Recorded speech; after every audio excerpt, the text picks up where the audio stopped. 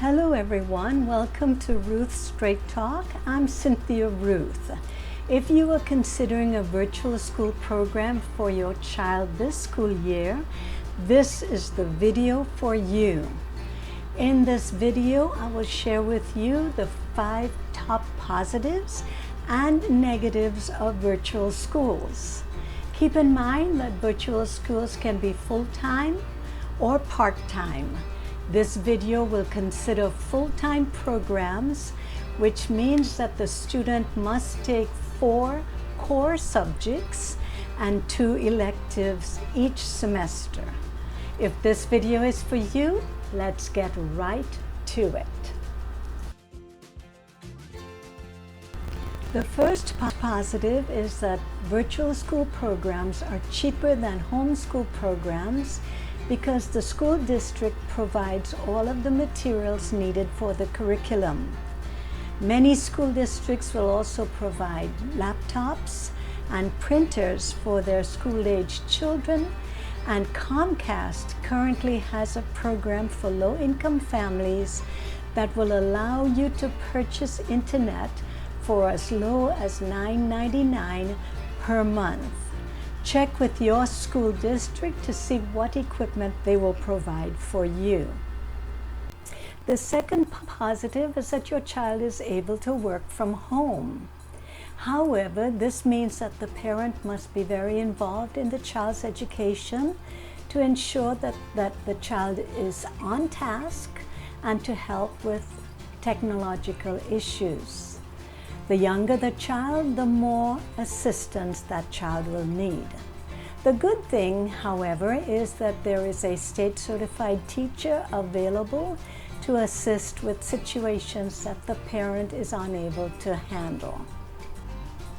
The third positive is that real-time online lessons helps the students to bond with their teachers.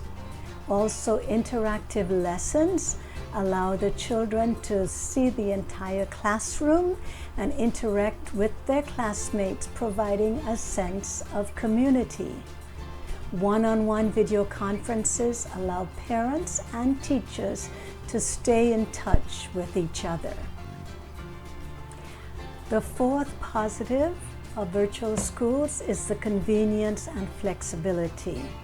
Although there are in-person class times that should be met, most of these sessions are recorded and the student can look at them later on.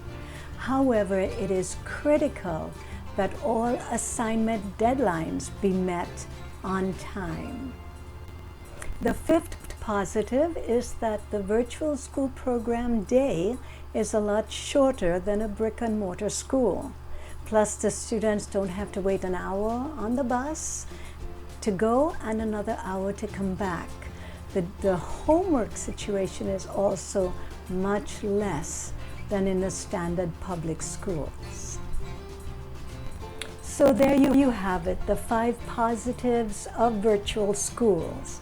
So let's look at the negatives. First of all, online schooling is not a good fit for many students.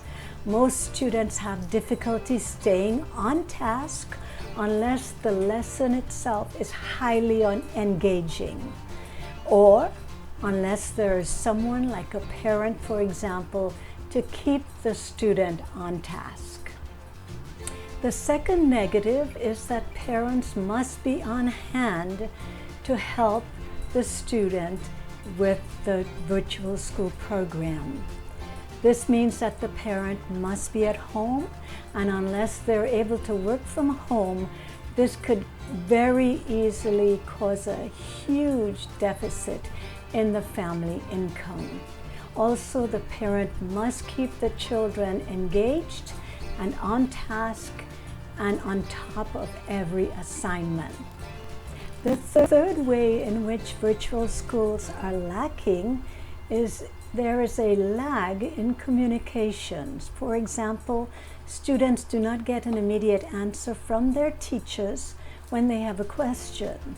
Also, the students will receive grades but are unable to see their work, to understand what they missed, and what they need to improve on. The fourth negative of virtual schools is that excessive screen time can cause some students to be overstimulated. This can cause symptoms such as headaches, nausea, and vomiting. The fifth negative of virtual school programs is miscommunications. Unreliable internet services, glitches with computer systems.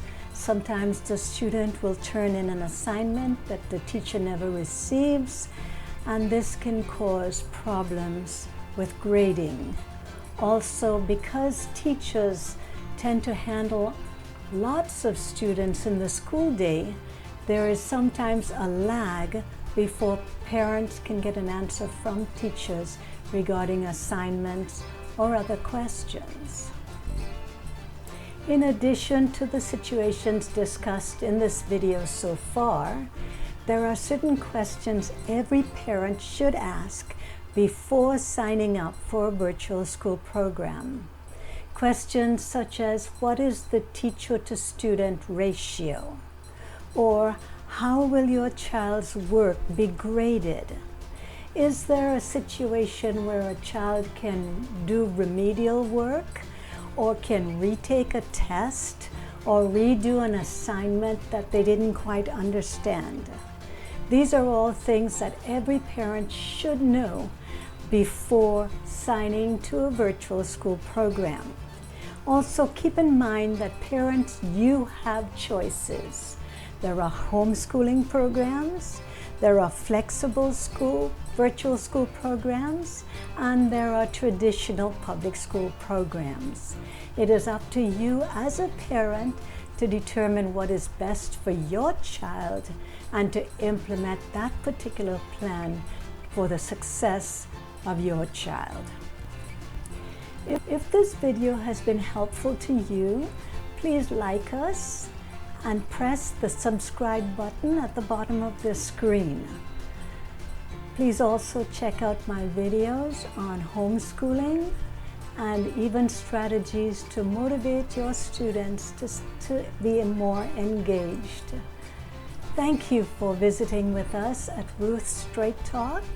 Until next time, happy learning. Goodbye.